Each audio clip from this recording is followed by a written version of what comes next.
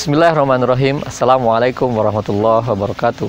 Alhamdulillahillazi arsala rasulahu bil huda wa dinil haq liyuzhirahu ala dini kullih wa kafa billahi syahidah. Pemirsa yang budiman, salah satu sebutan untuk bulan Ramadan adalah Syahrul Quran, bulan Quran. Kenapa? Karena di bulan suci ini, di bulan yang penuh keberkahan ini, Al-Quranul Karim, kitab yang menjadi salah satu mukjizat yang diberikan kepada Nabiullah Muhammad Rasulullah SAW diturunkan. Banyak sekali keistimewaan yang ada dalam Al-Quran, selain isinya yang komprehensif membahas dari masa lalu, saat ini, dan masa datang. Al-Quran merupakan salah satu mukjizat yang bertahan sampai saat ini, berbeda dengan mukjizat nabi-nabi dan rasul lainnya yang ada pada saat mereka hidup. Sedangkan Al-Quranul Karim terus akan ada sampai yaumil akhir walaupun nabi dan rasulnya sudah wafat. Kenapa? Karena Al-Quran sendiri telah menjanjikan bahwasanya Al-Quran akan terjaga sampai hari akhir nanti.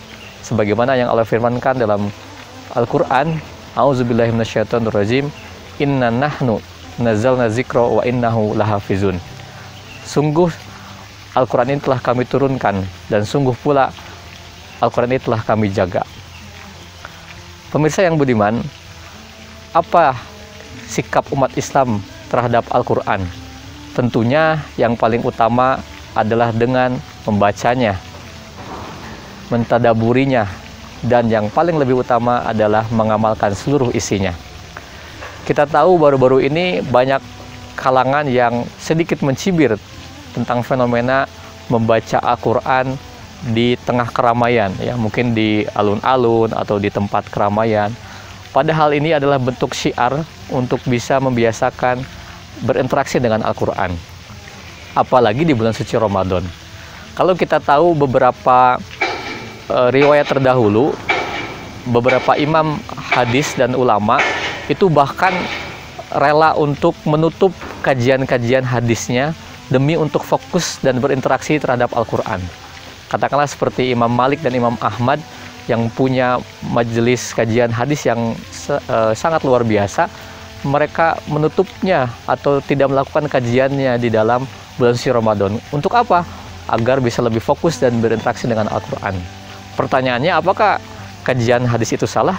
Tentu tidak, bahkan justru sangat bermanfaat. Tetapi sekali lagi, bagaimana mereka ingin memuliakan bulan suci Ramadan ini dengan berinteraksi dengan secara penuh terhadap Al-Quranul Karim. Pemirsa yang budiman, oleh karena itu maka sikap seorang muslim yang paling minimal selain misalnya mendengarkan juga sudah menjadi pahala, ya, membaca, menghafalkannya, apalagi tadi mentadaburi sampai mengamalkannya.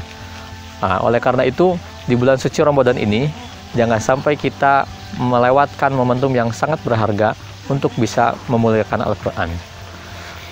Di hal yang lain atau di aspek yang lain, kita bisa melihat juga beberapa kalangan juga masih na'udzubillah min dzalik terkategori menjadi orang-orang yang mencapakan Al-Quran. Ya, mereka menganggap Al-Quran justru menjadi ajaran ataupun kitab yang mengekang kebebasan manusia. Na'udzubillah summa na'udzubillah. Apakah ini terkategori pencampakan? Tentu ya. Apalagi juga kita selaku umat muslim juga harus memahami bagaimana memuliakan Al-Quran di bulan suci Ramadan ini. Hadirin yang budiman, nah, lantas apa saja yang terkategori mencapakan Al-Quran itu?